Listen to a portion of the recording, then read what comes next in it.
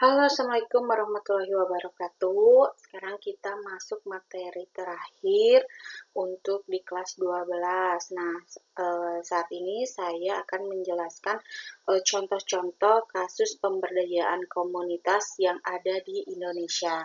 Disimak ya videonya.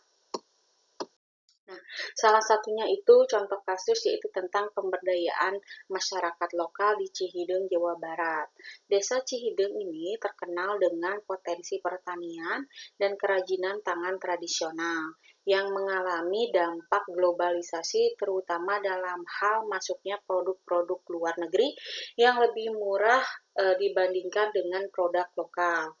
Nah, masyarakat setempat melalui berbagai program pemberdayaan berusaha menghadapi tantangan ini dengan fokus pada pelestarian budaya dan peningkatan ekonomi lokal. Tujuan pemberdayaannya itu mempertahankan kearifan lokal. Jadi untuk di Desa Cihideng ini bertujuan untuk melestarikan kearifan lokal dalam hal pertanian organik dan kerajinan tangan seperti kerajinan bambu yang telah menjadi identitas desa setempat. Dua, meningkatkan kemandirian ekonomi, yaitu salah satu tujuannya adalah agar masyarakat ini tidak bergantung pada hasil pertanian tradisional, tetapi juga dapat mengembangkan produk-produk yang dapat dijual secara luas, termasuk ke pasar global.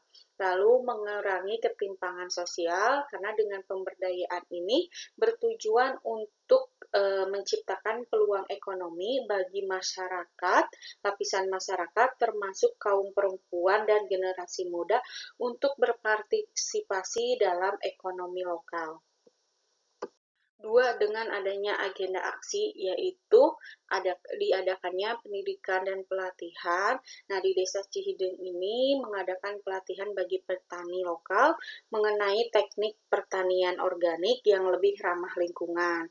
Selain itu juga diadakan pelatihan pembuatan kerajinan bambu dengan kualitas tinggi yang dapat dipasarkan ke luar negeri. Lalu pemberdayaan ekonomi ini dengan mengembangkan usaha kerajinan bambu dan pertanian organik yang memiliki nilai jual tinggi sehingga masyarakat ini terus didorong untuk memanfaatkan teknologi digital untuk memasarkan produk mereka melalui platform online.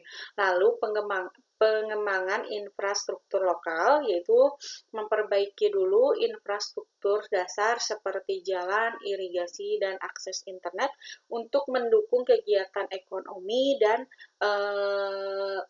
pendidikan berbasis kearifan lokal, serta membangun kerjasama antar komunitas. Nah, kerjasama antar kelompok kerajinan dan petani ini yaitu untuk mengembangkan produk yang menggabungkan pertanian dan kerajinan seperti tas bambu yang diisi dengan produk lokal, misalnya beras organik. Nah, apa sih hasil yang dicapainya untuk Desa Cihideng? Nah, dengan beberapa kendala, lalu adanya kegiatan-kegiatan yang dibangun ini dapat menghasilkan peningkatan ekonomi lokal. Dengan produk kerajinan bambu yang telah dilatih sebelumnya, mulai mendapatkan tempat di pasar nasional.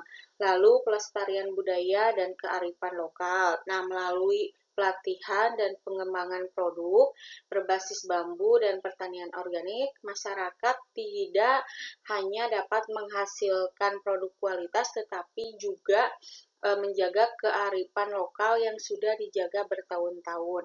Lalu adanya peningkatan kemandirian sosial yang dimana masyarakat Desa Cihideng sendiri ini bisa menunjukkan kemandirian dalam pengelolaan ekonomi lokal sehingga mereka tidak bergantung pada sektor pertaniannya saja, tetapi juga sudah mulai mengembangkan usaha mandiri seperti kerajinan bambu untuk meningkatkan pendapatan keluarga, serta meningkatkan akses terhadap layanan ini, yaitu diadakannya peningkatan infrastruktur masyarakat di desa ini kini memiliki akses yang lebih baik terhadap layanan kesehatan, pendidikan, ataupun fasilitas teknologi untuk mengembangkan usaha mereka.